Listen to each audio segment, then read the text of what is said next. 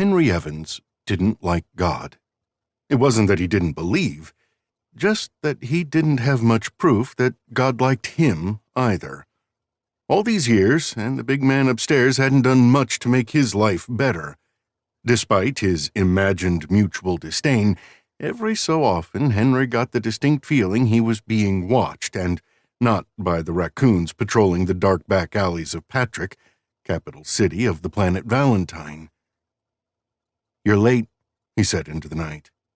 "How do you do that?" "Do what?"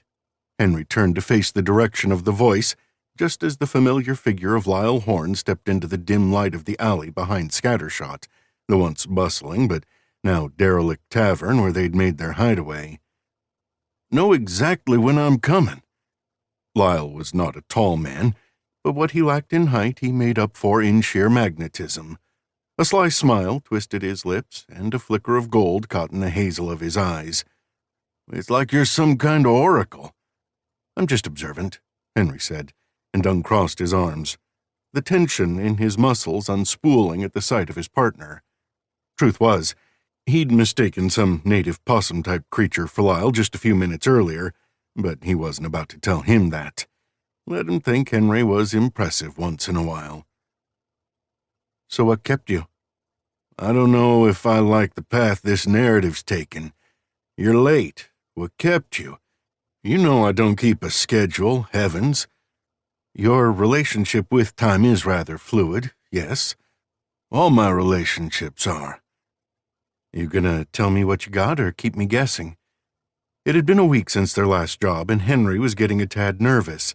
They didn't sit and wait, he and Lyle. That wasn't their way. It was much harder to hit a moving target, and Henry and Lyle hadn't stopped moving since they'd started up together a few months back. When the next job hadn't lined up, Henry had thought it might be a welcome break from all the action. But that was 6 days ago, and he wasn't breathing any easier. Henry motioned Lyle inside the abandoned tavern.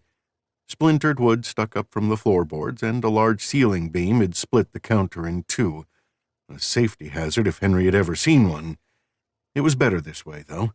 No one would come looking for a couple of lowlifes in a dried-up watering hole.